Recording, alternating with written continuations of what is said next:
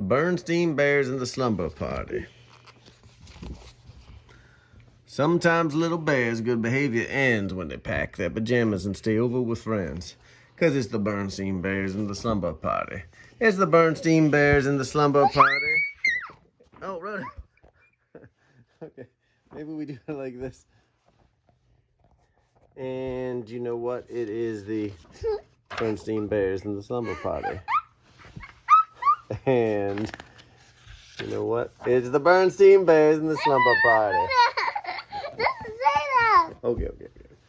Let's see. So, Rhoda, do you know one of the most interesting things about a telephone is that when it rings, you don't know who's calling until you answer it. Well, back in the 80s, maybe. Sometimes when the phone rang in Bear's treehouse, it was for Papa. Papa Bear's a furniture maker, and customers often called about buying a table or a chair. Do you know that? Let's do it like this. How about that? Yeah, that's a good way. We could crack. Look. This looks like a booty, see? No, stop saying that. All right. Yeah, I think I can handle that. Oh, how soon will you need it? You okay? Sometimes it was Grizzly Gran calling Mama about getting together for a visit. This weekend? That'll be fine, Gran. When the call was for Brother Bear, it was usually Cousin Freddie with a question about homework. The fifth problem, I got 6.5. What'd you get? When it was for Sister Bear, it was almost always her best friend, Lizzie Bruin. It's for you, sister. It's Lizzie. And Lizzie almost always has some big idea. A tea party for all their stuffed animals, going to the attic and dressing up in grown-ups' clothes, or organizing a sorority and using Farmer Ben's old chicken coop as a clubhouse. With permission, of course. I think it's okay with me, but I think I should warn you. Be-you! But today, Lizzie was calling with her best idea yet. A slumber party tonight at your house? Great idea, said Sister. I'm cozy like this. Yeah, you look cozy. Just a few of my dearest friends, Lizzie continued. Hey, you, of course. And Anna, Millie, and Queenie, bring your sleeping bag. And would you bring your tape player? Anna and Millie are bringing tapes, and Queenie's going to teach us the latest dance steps. I don't know, Mama said later. You've never slept away from home before. Oh, but I have, protested Sister. Grizzly Gramps and Grans. One time for a whole week. That's different, said Mama. Gramps and Gran are family, close family. The Bruins are neighbors, argued Sister. Close neighbors. Oh, please, Mama, it'll be such fun. I'm taking my player. Anna and Millie are great tapes, and Queenie gonna teach us the latest dance steps. Please, Mama. Oh, I suppose it's all right. Come on, let's start getting you organized for this slumber party. You know, she said. Oh my goodness, why does it keep doing that, Rhodo? You know, she said, as she checked out Sister's sleeping bag. It had some leaves stuck into it from a family sleep out. Sleeping over at a friend's house is a kind of privilege. And something that goes with privilege is responsibility. You know what those words mean? Sure, said Sister. Privilege means being allowed to do stuff. And responsibility means not messing up. Now, you remember what... Oh, sorry. Now, you remember what your mama told you about privilege and responsibility, said Papa Bear. Sister started off for Lizzie Bruin. Oh, I will, Papa. I will, she said. But Sister wasn't very far along the road to Lizzie's before she began thinking about all the fun and excitement she's going to have at the party. It didn't take long for those thoughts to push Mama's advice about privilege and responsibility clear out of her head. Another interesting thing about telephones is that they help news travel fast, especially news about parties. Anna told her other friends about the slumber party, and they told their friends. Millie did the same, and pretty soon, Cubs from all over the neighborhood were calling Lizzie, asking if they could come to the party. Sure, she said, but bring some popcorn or soda. I don't want to run out. Too Tall Grizzly didn't hear about the party by phone. He heard about it when he and his gang went to show Queenie his new boombox. A slumber party, he said to his pals. Sounds like fun. How are we going to get invited to a girls' party? Asked one of them. We're not going to get invited, silly, said Too Tall. We're going to crash, boombox and all.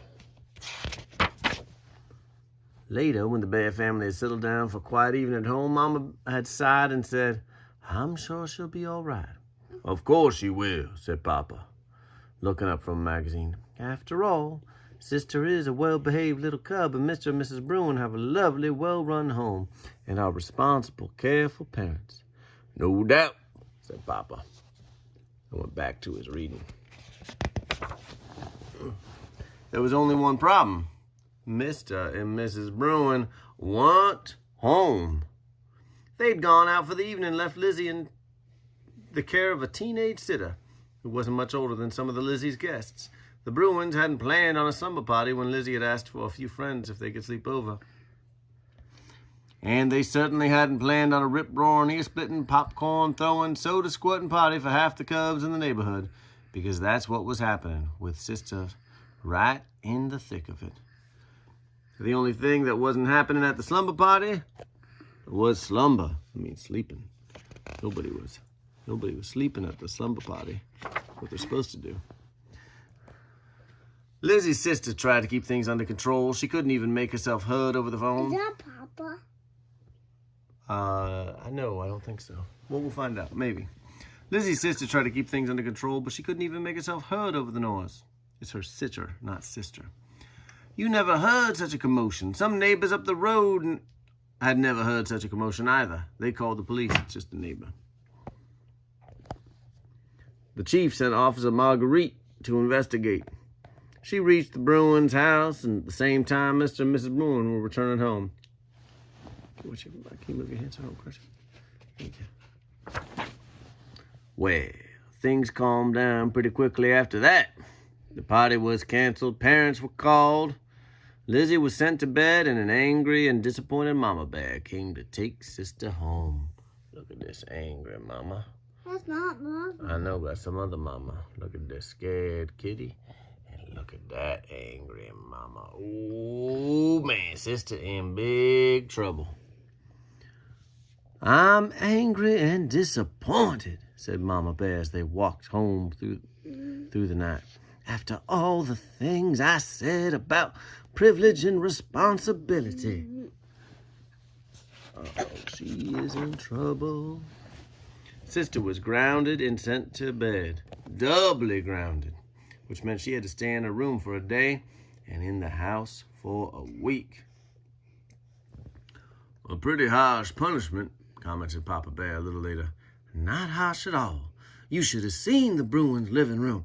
Popcorn stuck to everything, soda all over the place, lamps knocked over. It's an absolute disgrace. And after all I said about privilege and responsibility. Sister does have to share the blame, said Papa. But she ain't do it all by herself. It was one of those situations where one thing leads to another and things get out of control. But you know, my dear, privilege and responsibility ain't just for cubs. They for parents, too. Cushions strewn all about, said Mama. What's up, buddy? It's a privilege to have cubs. And with privilege goes responsibility, continued Papa.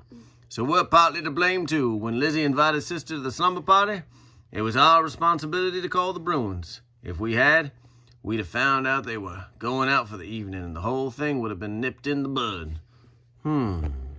Said Mama thoughtfully. Yeah, for sure, parents. The next morning, she canceled the grounding and took Sister over to the Bruins to help clean up. Anna, Millie, and Queenie had come to help, too. It's Millie and Queenie. There's some of those punk kids over there. I know what, said Lizzie, full of ideas as ever.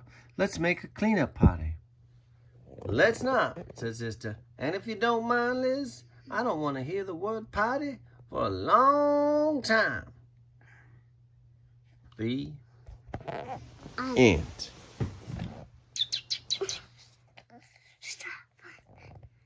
Night-night, Rhoda.